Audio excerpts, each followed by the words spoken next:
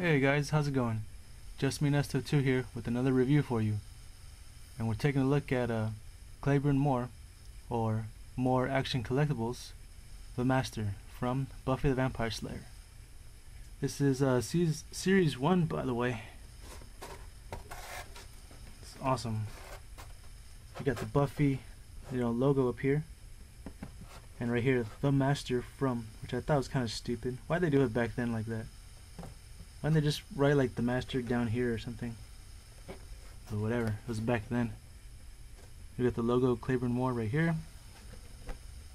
It says at the top here, based on the series created by Toss Whedon and sculpted by Victor Kane. Yeah. Victor Kane, the heck? Never heard of him.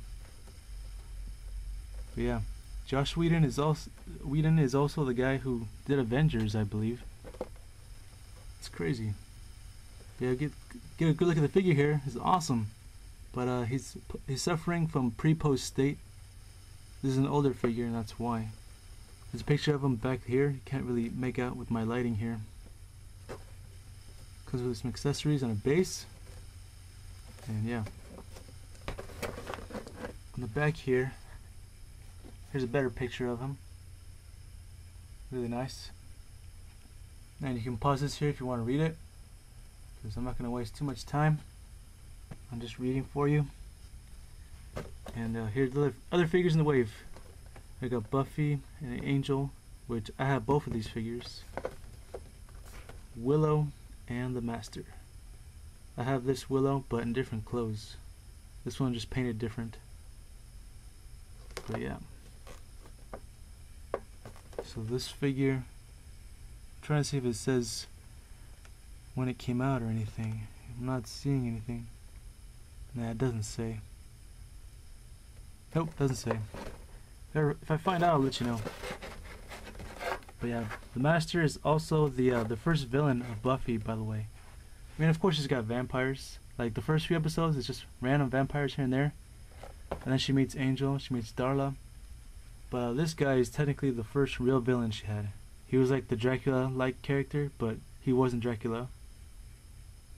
Yeah, he was pretty cool. He had like this little boy as like some kind of apprentice or something. I thought that was kind of disturbing. I didn't really understand why. I can't remember if that kid had a significance later on. But whatever. Okay, so technically he actually killed Buffy. I remember it was Xander who had to like CPR her. Give her some air because she can't even breathe. Sorry if that sounds ridiculous. He CPR'd her. It just sounds stupid. He gave her CPR and then she came back to life after he already drained her blood, which is weird. It's kind of like a rebirth, but and then she became more badass. Yeah, that's what happened. And then she ends up killing him. It's pretty awesome. And I'm sorry if that was a spoiler, but it's within the first 5 episodes, I believe, for the first season. I can't remember how many episodes there were, but yeah. But most likely, if you're looking at this review, you've already seen the series. You already know. But yeah. All right, I'm gonna give you a closer look at the Master. And here he is out of the package, ready to be reviewed. I have him here on his stand with his accessories. And he's pretty cool, but as you can see, he's pre-posed. I mean, he does have some articulation, but for the most part, he's going to be like in this stance where he's a little hinged down and ready for a battle. The candles are a nice touch, I'd say. They're pretty cool. So let's take a look at the figure. Take him off his stand here. He's pretty cool. It's really nice detailing for sure. Especially for, his position. It's a nice, look at that, all the creases in his, his suit. His jacket, I don't know what to call it.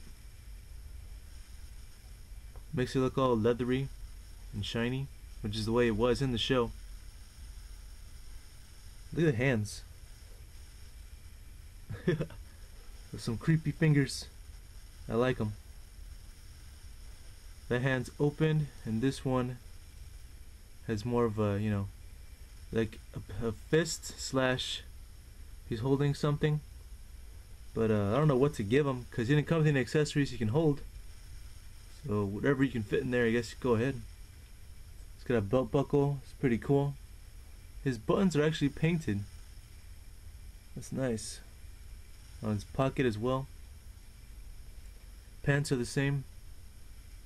And the boots are they're a little less shiny. They're just like generic boots with like these ropes to hold it in place. It's pretty cool. He does have one peg hole on the bottom of his foot, to go with this stand here, which is all the Buffy figures from this series got. And it's pretty cool, but you know, we're getting tired of getting the same stand. That's why eventually they stopped giving it to us. And it's not really that great for him. Like I put him in, and it'll stay eventually, but look how close to the edge he is. That's why when you had him, I had him over here. He's perfectly straight right here, the closest I can get, but he's looking this way. If I put him perfectly straight, he's gonna fall off. Look at, it's too close to the edge. So maybe if the peg hole was further up right there, it would have worked for him.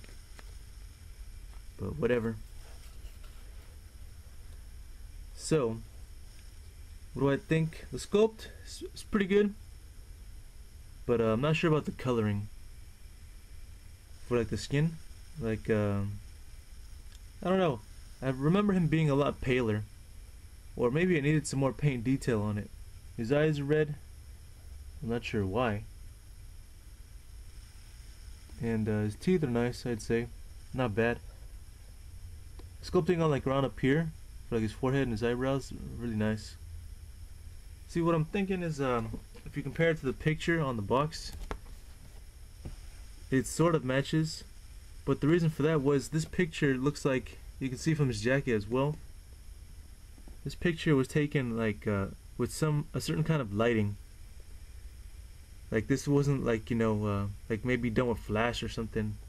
I don't know, you know what I mean? Like this picture, judging by like, look at, see the lighting on his jacket, it shows that he was in some area with some kind of lighting. And I feel like that's what they thought, like, oh, that's what he looks like, so let's sculpt and paint the skin just like that. But he was a little more paler than this, from what I remember. I guess it's not too much of a big deal. But yeah. So articulation wise, all you can do is he has a swivel in his neck, at the bottom of his neck, has a swivel. Go all the way around stuff. Look at his neck, it's so nasty. And he has a swivel on each shoulder. You can go like this, all the way around if you wanted to. And hinge at the elbow, 1 point. Nothing in the hand. Same thing on the other side. Hinge and swivel. Nothing in the waist though, which is a bummer. And the legs, they're instead of the V cut, you know, straight up right here, it's kind of like this. Like it's almost straight, but not quite. So his leg moves kind of like this. It's kind of weird. Also has hinge at the knee, 1 point right there. Yep. Nothing in the feet. Same thing on the other side. Nothing in the ankles. That's it. It's not too bad for an older figure. And the candles, they're pretty nice. Look at this. I like them. It's nice detailing with, like, you know, the wax coming down on the actual frame of it, with the yellow pieces to be the lights, you know, little flames. It's cool. You can certainly use this for like all kinds of sceneries you want to do. I like it. So you get two. It's awesome. So if you're asking if he can stand up on his own, the answer is yes. Yeah. Yep. So I'm glad he can stand up on his own at least. Or maybe not. Come on. Gotta mess with his legs for his pre-pose state. Come on. Okay. So height-wise, I'll bring in other figures to compare him. He's around 6 inches. Here is also, in the same series, Buffy the Vampire Slayer herself. Put her next to the Master here. It's a decent size. I think he is supposed to be taller, but you know, his pre-posed state is gonna make him just about the same height as her. Here's also Angel from the same series. And there he is next to the Master. He's fucking tall. And he is taller than Buffy, but I don't know about the Master himself. But who knows, maybe if he was standing up straight, he'd be the same height. So I don't have a problem with that. Not a big deal. We'll bring in more figures to compare him. Here he is from Toy Biz, Marvel Legends, Nick Fury.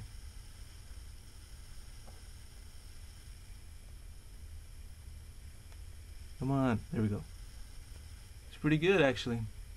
And here he is from NECA, Jason Voorhees from Friday the 13th, Part 4, Final Chapter. That, however, does not work.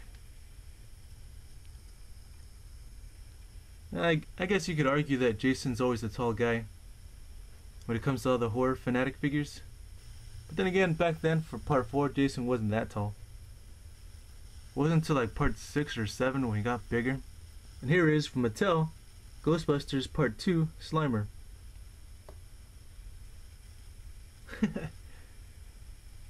It's actually accurate in size, you know. Just need him floating around like this. So yeah, not a bad size. If I were to rate this figure, I would give him maybe a 7. 6.5 actually. I mean, he's alright, but skin tone throws me off a little bit. Pre-post state is almost a problem, but not quite. Yeah. Overall sculpt wise, he's pretty good. Paint's alright, not bad. Articulation is what it is. Could be worse. So yeah, do I recommend him? I'm gonna say only to Buffy actual hardcore fans. To Buffy hardcore fans, I recommend him, yeah. To anybody else, maybe not. Might not be your cup of tea. But yeah, that was my review on the Master from Buffy the Vampire Slayer Series 1. Hope you enjoyed it. Alright, thanks for watching.